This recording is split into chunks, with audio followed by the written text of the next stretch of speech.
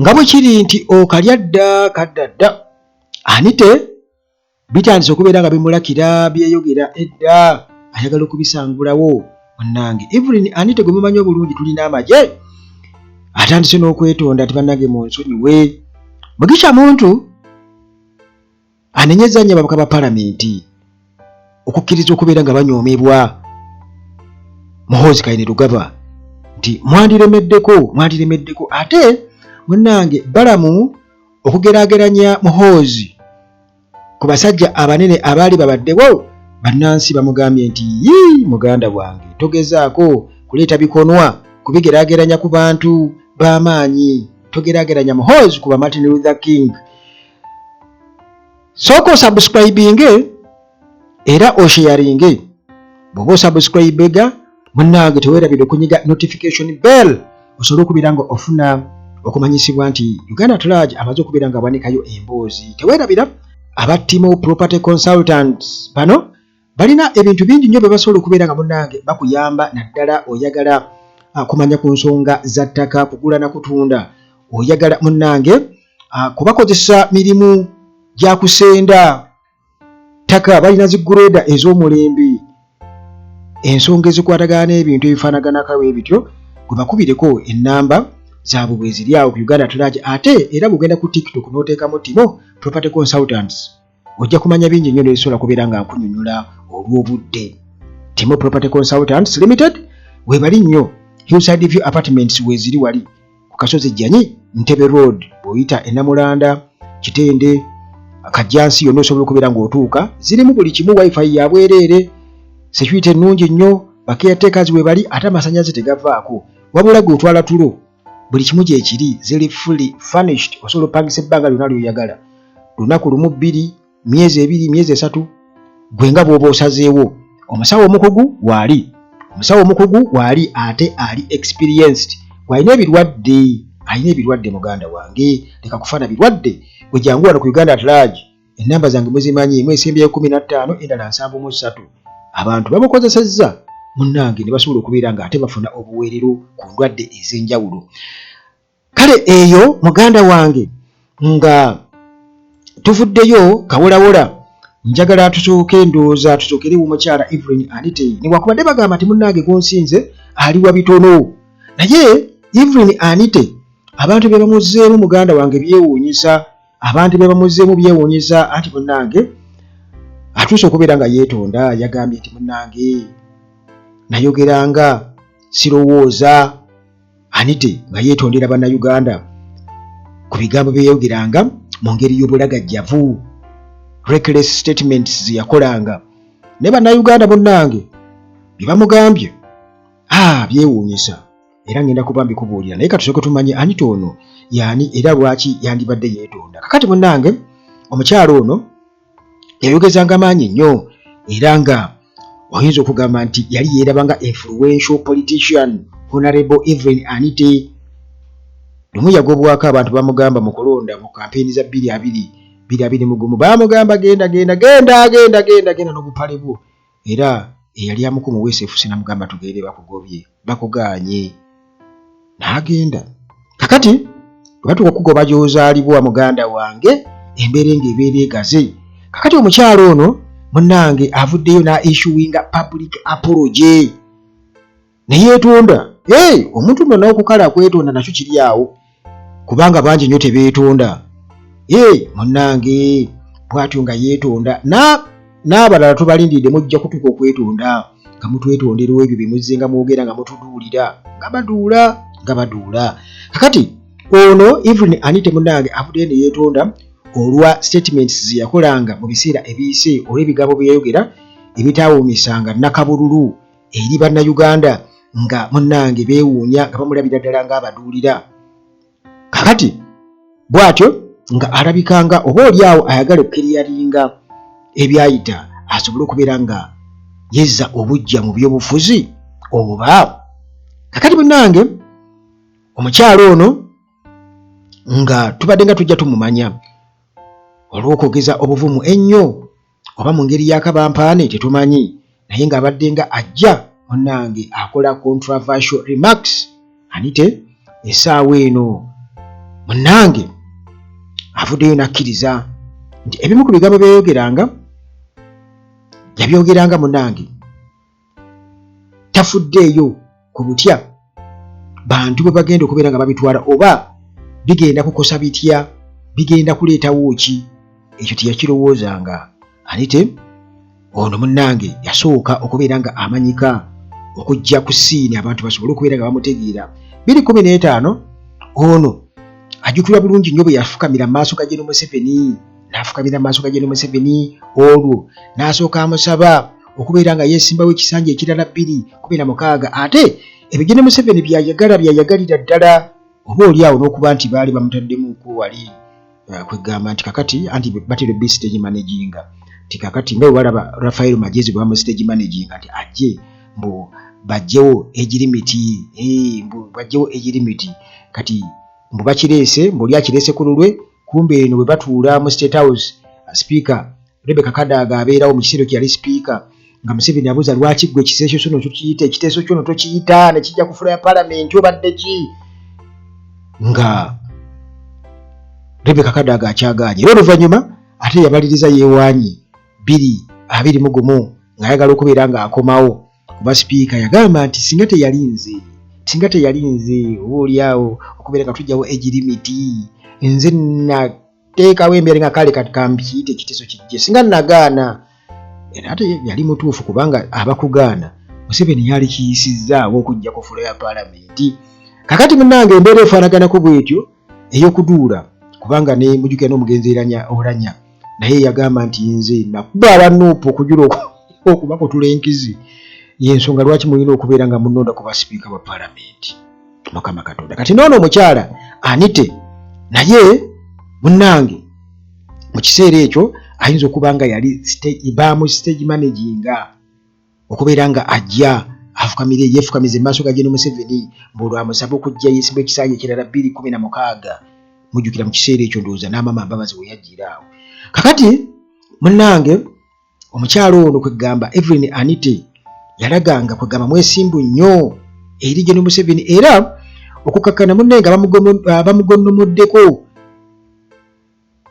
ekifo oba ogufu bamutadde mu bintu ng'ate bamuwa minisita era bamuwa okubeera Minister of State for Youth oluvannyuma n'abamuwa ate ekifo ekirala ng'era Minister of Investment and Privatization ngere mwalaba Rafael Magezi ate tebamugonnomolako okubeera owaloko gavumenti. Ye muganda wange kuba kukolera ddala mulimu gwennyini era ng'olina okubeera ng'osasulwa. Kakati munnange 2021 gwe mwaka Anite gwayasimula obugolo kubanga ogwo omwaka bwe batyo ekoboko Charles Ayume teyamulabya ku njuba.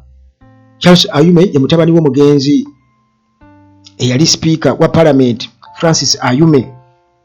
Kakati munnange mu kiwali badde oyita engeri y'ekyewuunyo naye nga tetwewuunya kubanga bangi nnyo batugeesera ne bejjusa kubanga omuntu gwe beesukulirako ye General Museveni ate General Museveni alinga boolaba kamiliyoni buli kaseera aba akyusa kkala okusinziira wa waabeera ali.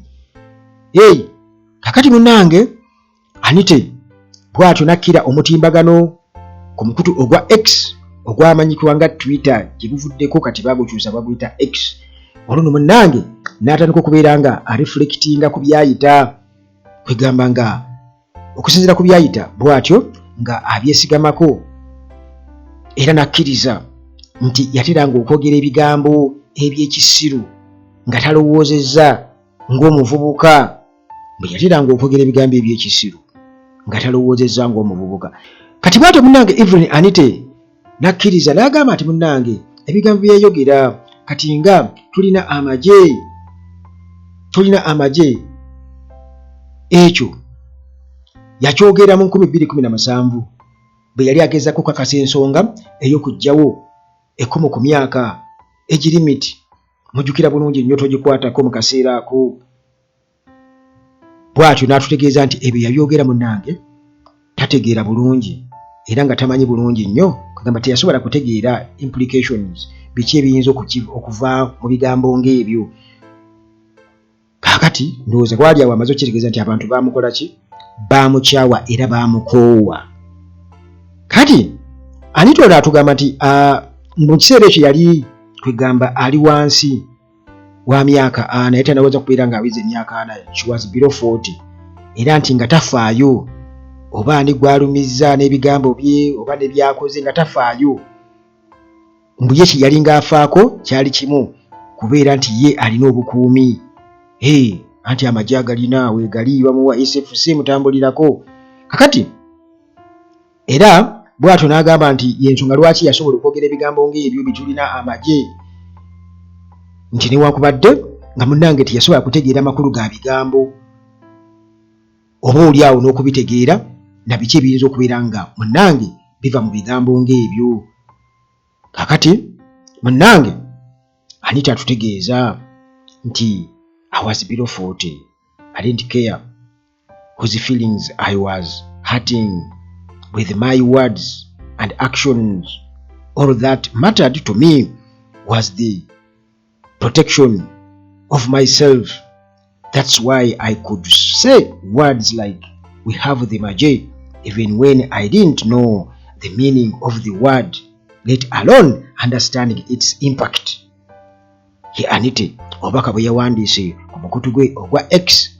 Kati bw'ati munnange atutegeeza Anita essaawa eno nina emyaka 40 nti nkimanyi bulungi nnyo kikitegeeza okulowooza ku bantu abalala naddala butya bwe bayinza okubeera nga bawulira nga tonnaba kubeera ng'oyogera oba ng'okola ekintu kyonna. Era n'akakasa n'agamba nti Right Honorable General Moses Ali mbulumu yamugamba nti bw'obeera ng'oli muto oyogera kyonna, oyogera byonna by'osanze n'okola byonna by'osanze.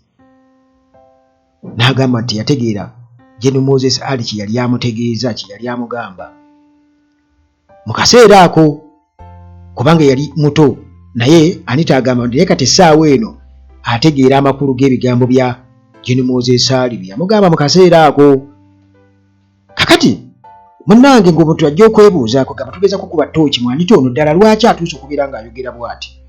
Gye buvuddeko munnange ensonga zigamba nti Anita bwe babadde ekyankwanzi wano mu National Leadership Institute wano ekyankwanzi, mbu ono yasazaamu mbu yali akaseera katono awo yava n'ayolekera Canada mu ngeri etaategeerekeka.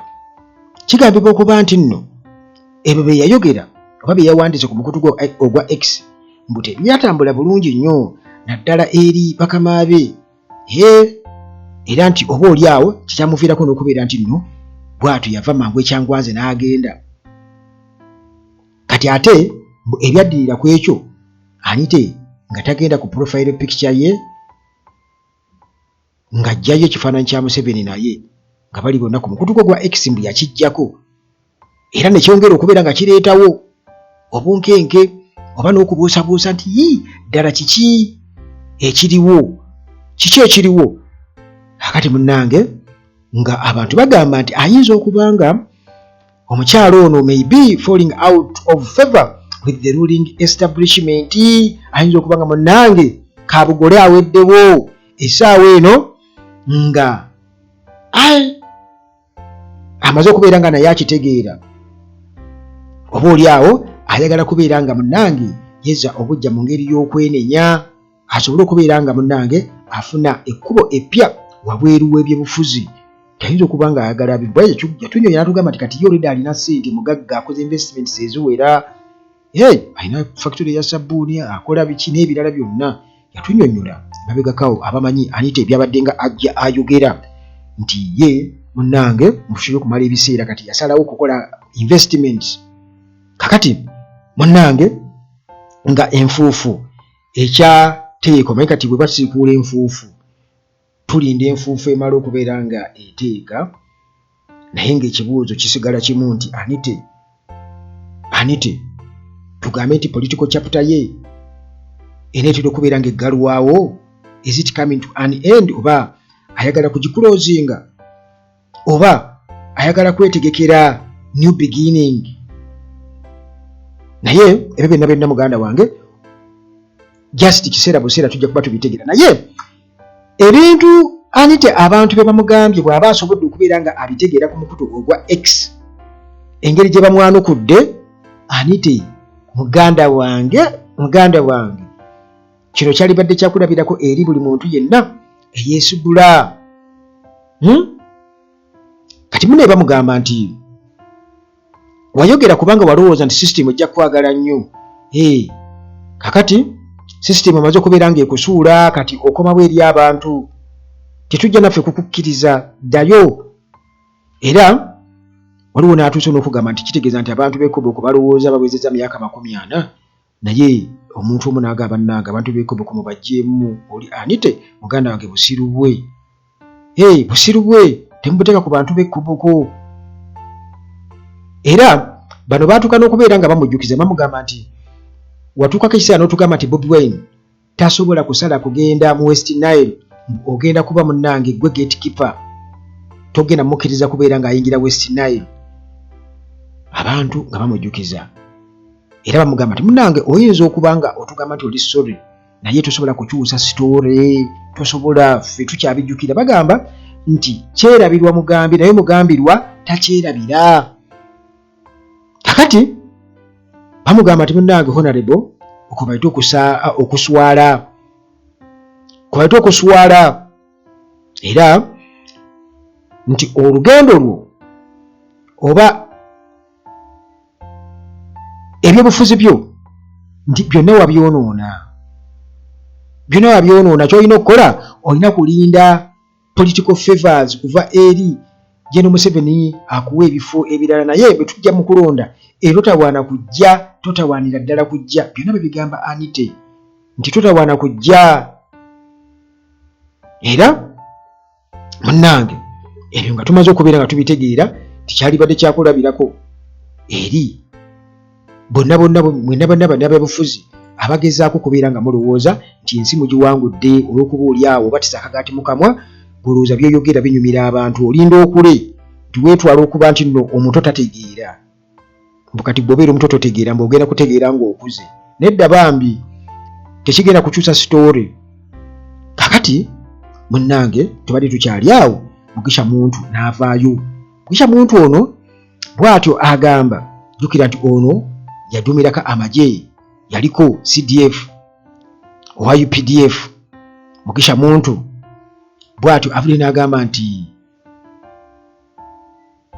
kwegamba ng'alinga anenya ba MP ng'abawa amagezi ku kiki baalikoze oluvannyuma lwa Muhoozi okubeera nga abatiisatiisa nga bwagenda okubeera ng'abakwata.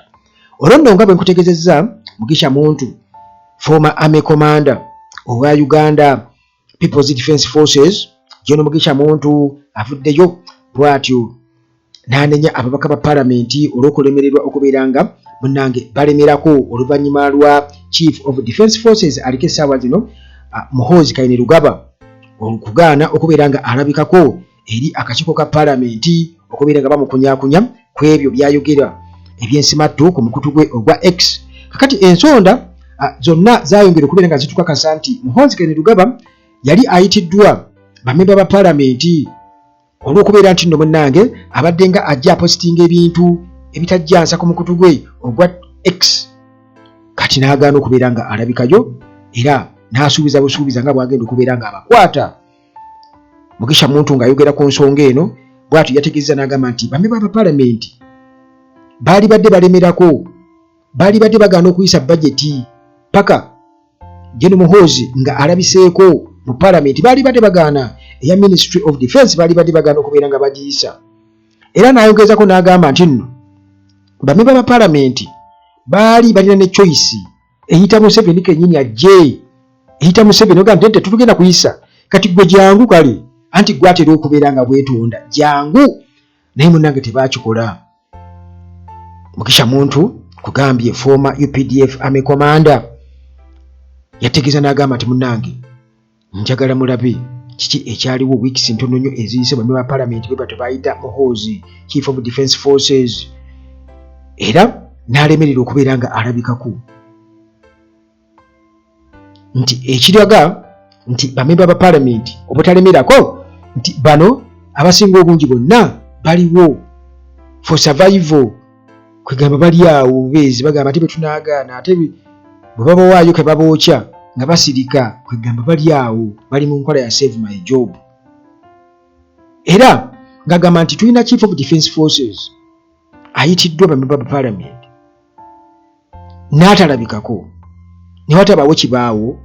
Bamemba ba Parliament baali badde bagaana okubeera nga bayisa bajeti, baali badde bayita Commander in Chief nga oba olyagaanye gwe jangu muganda wange ebigambo bya Gen. Mugisha Muntu naye nga ani ayinza okulemerako awo nga bw'obalaba. Kakati munnange era ku nsonga y'emu eya Muhoozi nakino katugikiiseewo nti Muhoozi nga bwe kiri nti omusajja we gye twali tuyita embwaye Minisita Balamu buli kaseera abeera amuwaana, buli kyateekayo abeera amuwaana, ate n'amaani yeegaana omukutu nti baaguhaakinga. Naye kakati Muhoozi bwe yawadde speech bwe babadde ekyotera bwali olwo, Balamu n'avayo n'agamba nti Muhoozi speech gye yawadde muganda wange eringa ya Martin Luther King Jr. Kakati munnange Muhinda n'avayo n'agamba nti ebyo bya bulimba yadde tolinaawo yadde nakyotegeera ggwe ono munnamawulire era nga activist Ronald Muhinda bw'atyo yavuddeyo n'obusungu obungi ennyo n'aboolekeza State Minister for Youth and Children Affairs Balamu Ateenyi olw'okugezaako okubeera nga agezaako kufaananya Muhoozi Kainerugaba bye yayogedde ku bigambo ebyabazira ba Amerika mu bukulembeze oluvannyuma lw'olunaku olwa Teresito olw'ennaku olw'Anamwenya bwebwe bagamba ndowooza Anamwenya Teresita celebrations omulundi ogw'Anamwena mu Luganda olutuufu omulundi ogw'Anamwena naye byabadde kyotera bwali Minisita Balamu bw'atyo nakkira omukutu social media X n'alanga okubeera nga awaanawaana Muhoozi Kainerugaba nti munnange yawadde speech ey'amakulu ennyo gye sirabangako kasukiri sigirabangako yabaddako paka papula. Kakati bw'atyo ng'amugeraageranya ku Chief of Defence Forces agezaako okugeraageranya Chief of Defence Forces ku Martin Luther King Jr. wamu ne John F. Kennedy bw'atyo ng'amuwaana nti obukulembeze bwe mu magezi ne vision alina kye bayita vision eri future ya Uganda ebiseera bya Uganda eby'emmaaso Muhoozi yabirina talina munnange amukira. Kakati Muhinda munnamawulire bw'atyo n'avayo n'agamba nti laba ono laba weewe kiki gwe kyogezaako okwogera biki byogezaako okwogera ogeza tukompeyaringa ekintu ekitaliiyo n'ogezaako kumisiriidinga eggwanga. Era yagambye nti munnange it is a lie to compare the uncomparable. Martin Luther King was a force for freedom, a champion of non-violent activism and civil disobedience, who spoke against injustice. John F. Kennedy was a peacemaker. How can you compare them to Muhoozi, who calls for murder of opponents? Muganda wange nti bali abasajja munnange baali bantu kugamba abataawagirako nkola yafujjo nakozesa lyanyi era balwaniriranga eddembe ly'abantu era nga tebaagala muntu oba bukulembeze butakkiririza mu mbeera y'amateeka. Kakati oyinza tobagerageranya ku Muhoozi ono atuuka okulangirira okutta ba opponents be, oyinza atya okubeera nga omugerageranya ku basajja bali? Muhinda okwogera bino munnange bwe bityo byongera okubeera nga bikuba ebituli mu mulimu oba mu kifaananyi abo abawagira Muhoozi Kainerugaba kibamulabiramu nti ne political career ye teriiyo n'amagye tasaanidde kubeera nga agakulira. Kakati newankubadde nga abawagizi be nga Minisita Balamu bo bamulaba ng'omusajja ali visionary leader, naye bo munnange abalaba Muhoozi byayogera nga babigoberera bulungi nnyo bagamba nti omusajja oyo n'akyemalira atalinaako amuvuganya era byonna byayogera biragira ddala nti wa kibogwe nnyo ku social media. Sigenda kubeera nga nsukaawo tebankubira wano amayinja. Tunaddamu mu mboozi zaffe wano ku Uganda at large endala enfufolo akuume.